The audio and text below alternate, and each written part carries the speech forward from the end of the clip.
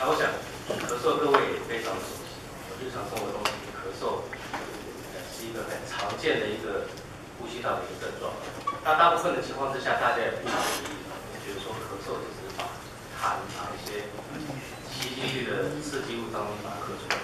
但的确在有些情况之下的话，咳嗽会让人很困，不断的咳嗽，尤其每一年大概过了秋天、秋末，气温差开始变大，气温开始降低，南部的天气状况下，大概秋天之后到春天这段时间，大概门诊因为咳嗽来就医的病患数量就非常多，所以今天刚好利用这个机会跟各位报告一下这个议题。那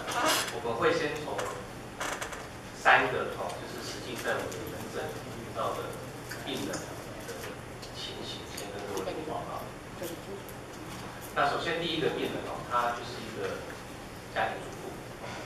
不会在抽烟，他平常也没有什么特别的不舒服，不会说咳嗽等等，是有一些慢性的病，还有高血压，还有在补药控制的状况来说。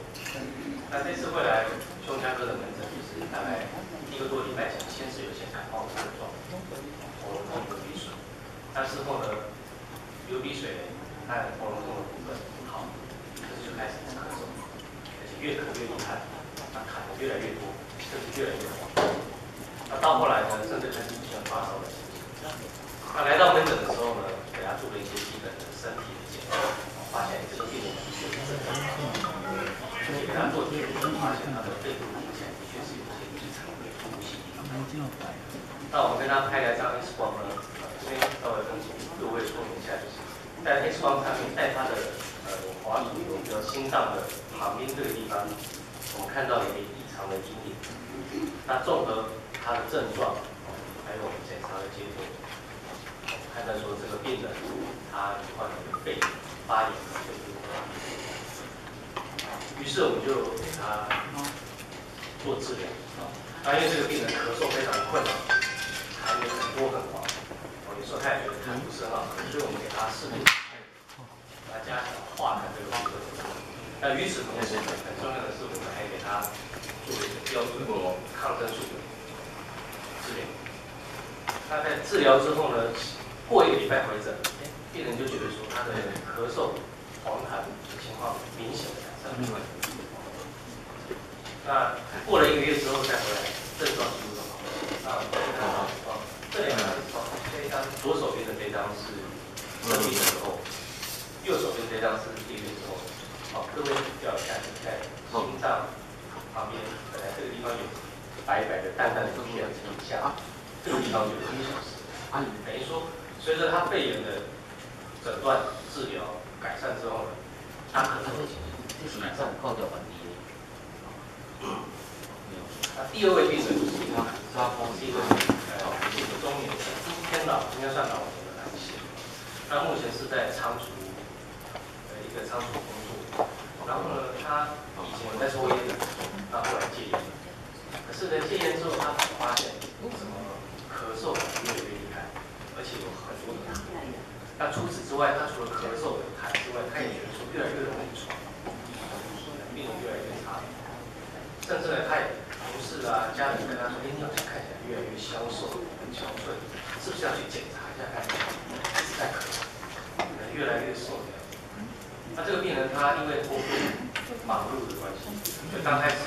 只好是要买一些药方，买一些小诊所先救治。那也拿了一些止咳化的药，但是效果不是很好。那他来门诊的时候呢，看这个病人的确看起来非常的憔悴，而且很喘，稍微走路一下或者稍微讲话就喘吁这样，而且是在嘴边就是在咳嗽，那肯定就很早就而且也有轻微的发烧。那这个病人当时我们是给他安排那检查的结果呢，发现这个病人肺部发炎的很厉害，刚才我们看到的上一位病人肺部更厉害。各位看到这个 X 光，左右相比较，右边是发炎的比较严重的那一边，看到这个肺部里面都是异常白白的阴影，甚至还有积水的现象。那把它的痰液拿去做化验之后出来的结果，这个病人得到了肺结核，肺结核造成肺部的感染、发炎，还有积水。那我们就用肺结核的治疗开始，除了化痰之外，给他最重要的是给他针对肺结核这个原因给他治疗。治疗其实很快的，他就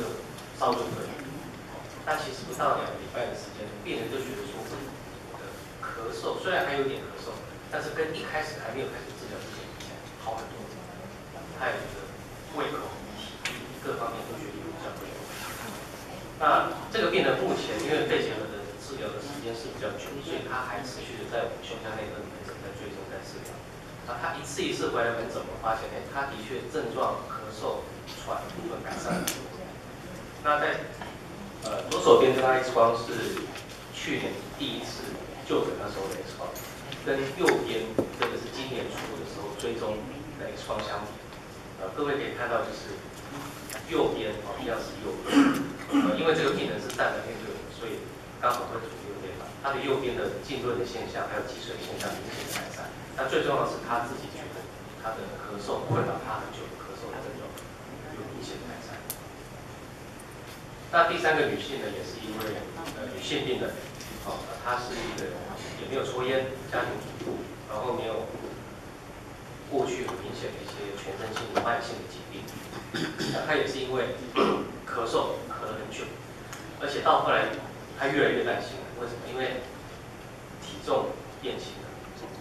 在进食的状况都没有，她的胃口也没有改变，可是她觉得好像越来越瘦，而且她后来发现咳嗽开始出现痰里面开始出现有血丝，甚至有血块，这个让他觉得很放心。那来了之后呢，我们跟他照了一张 X 光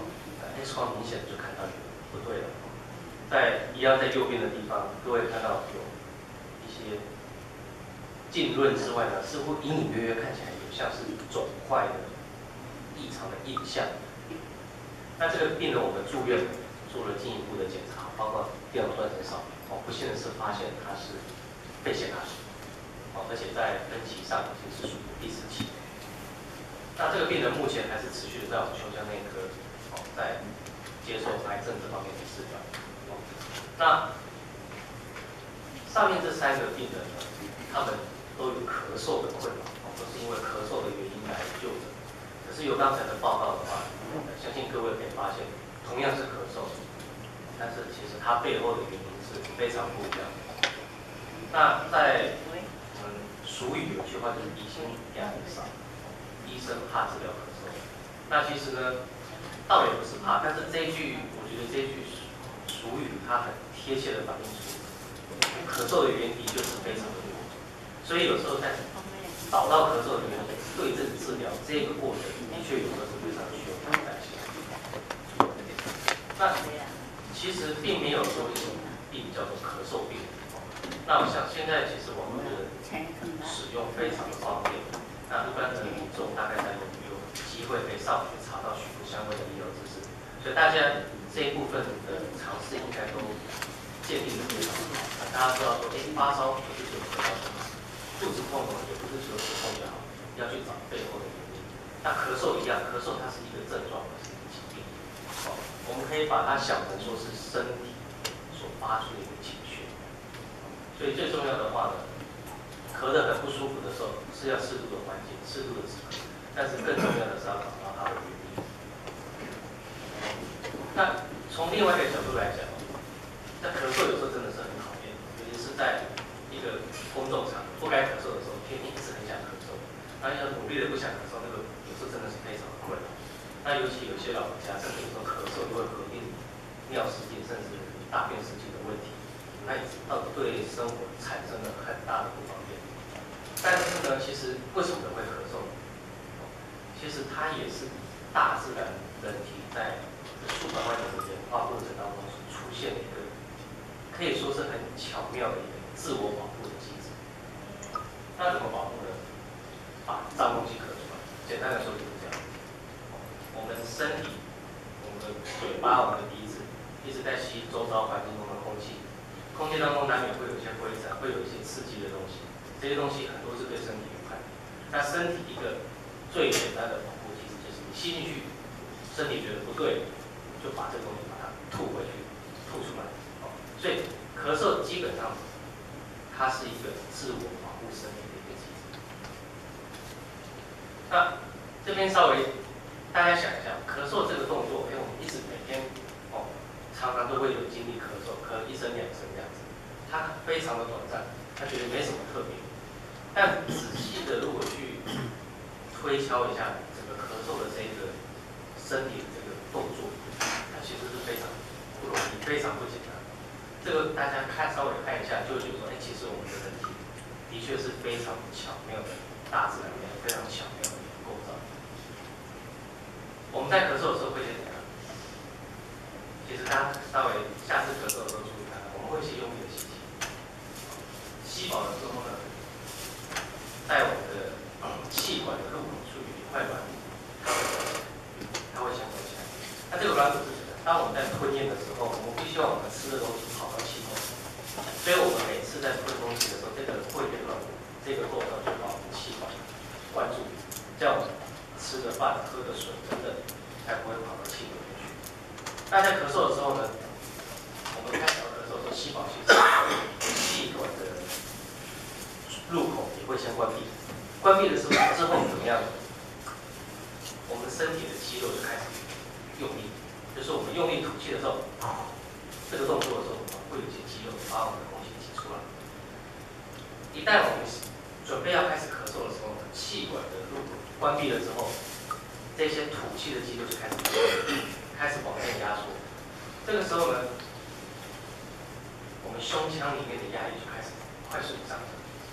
等于说开始加压。加压到了一定程度之后，有人去测量过，甚至可以超过我们的血压到200毫米汞柱以上。等到这个压力累积到了足够了之后呢，刚才说的那个会阴软骨忽然间打开，忽然间打开之后，出口开了，继续肌肉在用力压缩，伴随这个压力，就快速的把空气喷发出来。那在这个喷发的过程当中呢，我们的口腔、我们的气管、我们的鼻腔等等，里面可能有一些刺激物或者一些灰尘、脏东西等等，或者它就会伴随这个咳嗽的动作被喷出来，这样才完成。所以这个过程其实仔细想，它是一个需要很多的构造去协调、依序发生的一个构造，所以是相当的不容易。如果我们要拿一种机器去设计一个机器人，会有咳嗽的动作，其实想一下还是非常不容易。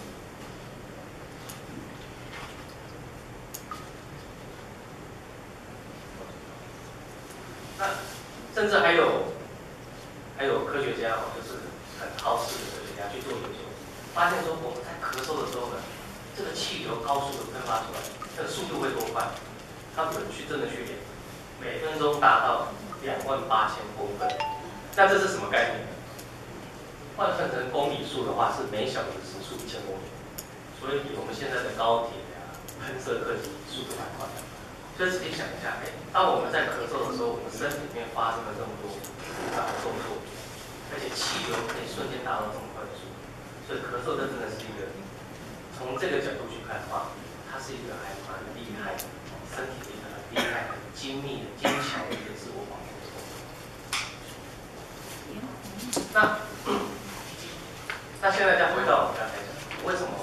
咳嗽有时候要去找它的原因？我们除了解决要找它的原因，那为什么有时候咳嗽要找它的原因？要治疗要止咳？为什么急性会比较少？为什么会那么的复杂？主要是因为能够诱发咳嗽的原因实在是太多了。首先呢，就好像我们的身体，我们会感受到痛觉、触觉、闻觉等等。那我们身体里面有很多的神经末梢的感受器，它被认为是跟咳嗽有关。那这些感受器呢，其实分布在很多地方。我们知道在口腔、在鼻腔，那当然是一定的，因为那个是我们呼吸空气吸进的地方。那在气管也有。但是除了这些之外呢，其实在我们的耳朵、外耳听到部位，也是有一个跟咳嗽有关的感受器。换句话说，这些地方如果受到刺激的时候，也会引起咳嗽。大家想一下，有时候如果我们去，比如说有人去说有时候蚊子飞进去的时候，除了耳朵会痒会不舒服之外，有时候也蛮容易会咳嗽。那除此之外，还有很多地方也会有这些咳嗽相关的受，譬如说呢，心脏旁边有个心包膜，或甚至横膈膜，甚至在食道还有胃的上端，也会有这些咳嗽相关的感受。所以呢，有些人他的胃食道逆流，除了会觉得胸闷不舒服之外，也会以咳嗽来表现。所以你看，除了我们知道的口腔、鼻腔、气管之外，其实很多身体其他的地方受到刺激也会引起咳嗽。所以一旦有慢性，尤其是有长期咳嗽不明原因的咳嗽的时候，你要去找它的原因的时候，就必须要把整个范围拉大，这些其他有咳嗽相关感受性的地方，都要去问一问查一查。那咳嗽的感受器的分布范围很广，那刺激这些感受器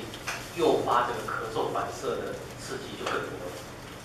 那我们简单的把它分成化学性的刺激，还有物理性的刺激。那化学性的刺激，各位耳熟能详，空污嘛，空气污染，包括各种刺激性的化学气体、废气，还有就是抽烟的那个烟的烟味。那另外呢，身体在发炎的时候，譬如说气管鼻炎，那这些身体在发炎的时候也会产生一些发炎性的蛋白质，这些蛋白质也会刺激我们刚才说的咳嗽的感受器，所以发炎、鼻炎、气管肺炎等等也很容易会咳嗽。那胃酸其实也是，那有一些药物，少部分的药物它有可能也会去刺激这些咳嗽的相关的感受器，引起咳嗽。那物理性的话呢，就更多了，包括温差，包括气流，甚至组织的水肿等等。只要是在那些咳嗽的感受器周围或表面有一些物理性的刺激或化学性的刺激，都可能在我们刚才看到的这些地方的咳嗽感受器受到了刺激之后，就有可能会诱发咳嗽。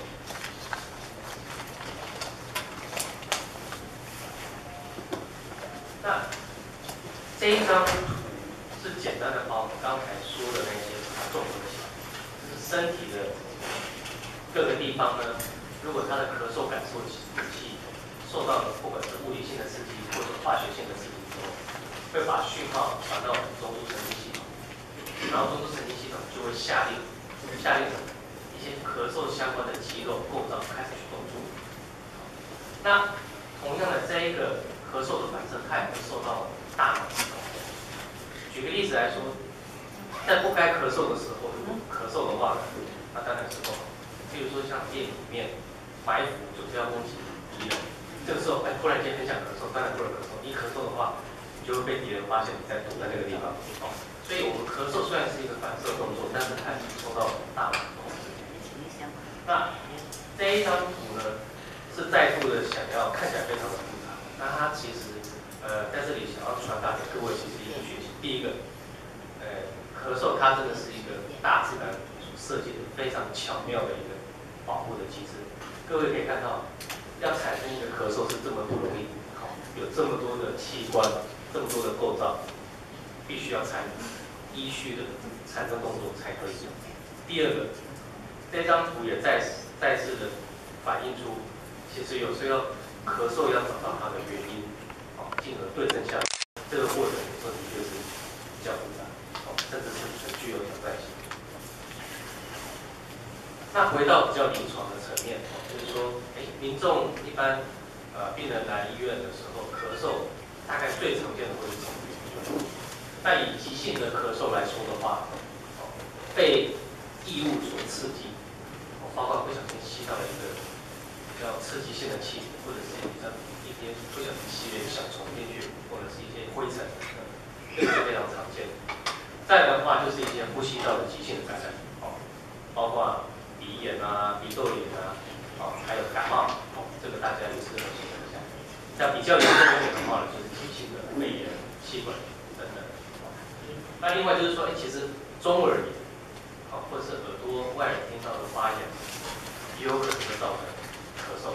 所以有时候有些人他们去耳鼻喉科门诊，他们可能是因为耳道发炎或是中耳炎，但是呢，这些病人往往他们的主诉除了耳朵不舒服、听力甚至听力有点影响之外，他也会表示出这个咳嗽的情形。那慢性咳嗽，一般咳嗽如果超过3个礼拜的话，称为慢性的咳嗽。慢性的咳嗽原因就更多了。那在门诊的话，其实很常见的一个原因其实是抽烟。抽烟本身就有可能会诱发慢性的咳嗽。那其实常常会有病人来就说，我要给你扫给后。但是一些初步的检查，包括问诊等等，好像没有很明显抓到其他的原因。但是一问之下呢，这个病人他每天烟瘾还蛮大，每天抽了3到4包烟。那问他，都什么时候咳嗽？抽完烟之后就咳得比较厉害。所以的确，抽烟是引起慢性咳嗽的非常常见的原因。那除此之外呢，一些慢性的呼吸道和肺部的疾病，比如说气喘，比如说慢性阻塞性肺病等等，这些疾病如果没有控制好的时候呢，病人也很容易会咳嗽，咳不好。那最令人担心的话，当然就是肿瘤、肺部、气管、支气管长的肿瘤，这也是造成慢性咳嗽的一个原因。那还有一些比较容易被忽略的就是像胃食道逆流。胃食道逆流有时候也常常会咳嗽，尤其是在晚上睡觉的时候，睡到一半，因为我们躺下来之后，胃酸更容易分泌，它会刺激到我们刚才说的那一些咳嗽相关的受体，或甚至有一些胃酸，如果姿势躺得太平，它有可能会直接跑到我们的咽喉部，甚至逆流吸到气管里面去。所以胃酸逆流其实也是慢性咳嗽一个常见的是很容易被忽略的一个问题。那包括心衰竭等等，还有其他很多的原因，甚至有些的药物有可能造成病人慢性的咳嗽。那刚才我们看到咳嗽的。在我们身体的构造上，被刺激会诱发咳嗽反射的构造形式很多，不只有呼吸道而已。而且我们刚才看到咳嗽的原因诱发的刺激是这么多，原因也是这么多。所以其实，在诊断咳嗽以及慢性的咳嗽，有时候真的是很具有挑战性。那有时候在门诊的时候呢，我会问病人一些问题。那有时候病人他们就会觉得说，你为什么要问这么多问题？你们这跟这无关系啊，我是少的呀，他就说，但是其实就是我们会跟病人讲说，因为咳嗽的原因真的是很多。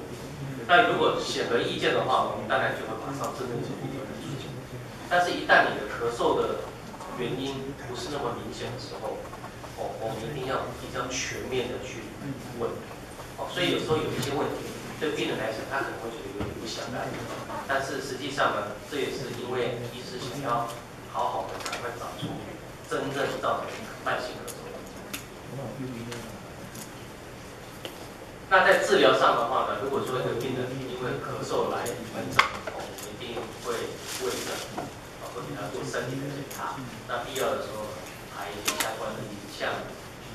等等的检查。那在治疗的时候呢，当然我们会适度的止咳，因为咳嗽的确是一个不太舒服的症状。那这边要强调就是说，适度这两个字，因为从刚才的报告里面在强调，其实咳嗽是人体一个很重要的自我保护的机制，所以我们在止咳的时候呢，并不会希望说病人完全不会咳嗽。因为简单的讲，我们希望把身体里面的脏东西咳出来，我们不希望这些脏东西积在身体里面，所以呢，我们不会希望病人完全都不咳嗽，所以会给他适度的止咳。那这个是治标，治本的最重要的还是要第一个要针对个别的原因去把它矫正。譬如说，如果他是因为感染，要把感染控制好；如果他是因为气喘没有控制好，那我们就要药物调整，把他的气喘控制好。如果他是因为慢性的胃食道胃酸逆流，那这个部分必须处理，不然的话他的咳嗽恐怕不会好。那在治疗的同时呢，我们也会跟病人卫教，跟他说，你要好好的服药之外呢，你也要减少再暴露到刺激，会造成你再度咳嗽的风险。戒烟是非常重要的。另外就是请病人注意一下，环境当中是不是有一些刺激物，比如说居家的环境，可能有尘螨、灰尘的暴露，这些地方也必须要好好的控制，这样他的等于说多管齐下治本，这样他的咳嗽才会能获得控制，而不是只有单方面的止咳而已。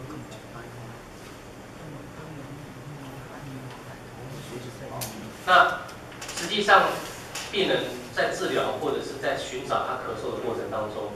那咳嗽这个困扰，这个症状还是一直困扰着他。甚至有些老人家骨质疏松，他咳得用力一点，或连热敷都有可能会引起。然后我们刚才有提到，甚至也会有咳到很用力的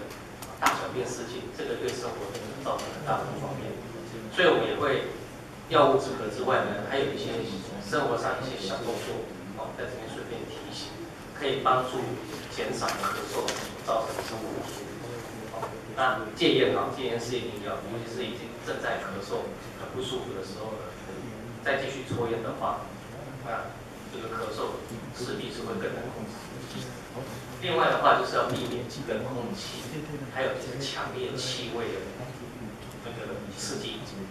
那有些家庭主妇他们人已经不舒服，可是还必须要煮3餐，或者是有些从事餐饮业的病人，那这时候我们可能就会请他尽可能的在烹调的时候呢，空气流通尽量好一点，不必要时候戴个口罩，等于说尽量减少在这个呼吸道的刺激，避免再继续诱发咳嗽。那水分的补充，适度的补充水分也是很重要的，因为如果呼吸道，比如说呼吸道已经在咳嗽，已经很不舒服，这个时候你又让环境很干，身体又处于一个缺水的状态，这样你的呼吸道更干，黏膜更干，一些痰更不容易咳出来，这样子你的咳嗽就会更不容易去控制。那在咳嗽的时候呢，会建议暂时不要去吃一些太冰凉的东西，因为这个剧烈的温度的变化，你吃进去之后呢，因为食道就在气管隔壁，你吃进去这么冰凉的东西，这样子一个剧烈的温度的刺激，有可能也会让你震咳会咳得更厉害。所以这个那运动是可以，只是暂时不要太剧烈的运动，去避免说很剧烈的运动、很剧烈的喘息，造成气流快速的进入呼吸道，因为这个也有可能会刺激咳嗽。那睡觉的时候呢，可以暂时考虑把上半身可以忍受舒服的范围之内，上半身稍微垫高一点，避免食道、胃食道胃酸逆流，避免鼻涕倒流等等，这个也会对晚上睡觉的时候咳嗽的症状有影响。那本身如果有一些慢性疾病的时候，也要好好控制，不要因为说感冒了，然后就没有吃原本该吃的药，因为如果慢性的疾病，尤其是这个方面的疾病，慢性的肺病，会更加恶化。那这里要再特别提醒的就是说，咳嗽虽然说是一个很常见的症状，但是如果有合并的一些危险征兆的时候，大家要特别小心。持续不断的没有原因的咳嗽，超过3个礼拜，就要注意。那另外的话，如果咳嗽又合并发烧、会喘，甚至痰里面有血丝、血块，这些危险征兆就要比较小心，就绝对不要说去药局买个止咳药来吸就算，如果有这些情况就要比较小心。还有人咳嗽就好，可是连咳嗽就像我们刚才一开始提到，病人咳嗽了之外，身体的体重还变轻，这也是要小心。另外呢，如果说过去就曾经有癌症病史，尤其是有肺癌病史，或者是呢其他身体有其他地方的癌症的病史，如果本来不会咳嗽，忽然间开始咳嗽，不明原因的一直持续的咳嗽，也要小心。另外就是接触史。如果说有接触过肺部呼吸道感染的病人、肺结核的病人，或者是以前曾经有过肺结核，可是已经治疗过了，但是现在又开始出现咳嗽的情形，咳不好，这个也要注意，有时候怕是那些肺结核的感染，或者是肺结核的复发，也会引起慢性的咳嗽。那抽烟的人，很容易会咳嗽。但是如果在抽烟的时候呢，发现咳嗽的频率、严重度改变之后，比如说原本就是抽烟之后，抽完烟咳个2、3个，但现在发现就算没有抽烟的时候，也很容易会咳，或者是呢咳嗽的情况变得更严重，或是戒烟之后呢，超过1个月之后还一直在咳嗽，或者是合并其他刚才提到的这些危险征兆的时候，那就要小心了。这时候就不要单纯的把咳嗽归于说这些温伤啊、加温鼻涕啊。如果这个抽烟的朋友如果说咳嗽的情况有变化的时候，你也要小心。那最后再次强调就是说咳嗽的诊断和治疗，那当然会适度的止咳。那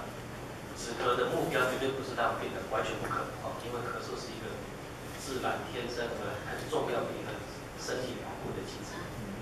但是呢，我们在止咳之外呢，更重要的是要找出咳嗽的原因，针对那个原因来对症下药，才是最重要的。那以上跟各位报告到这里。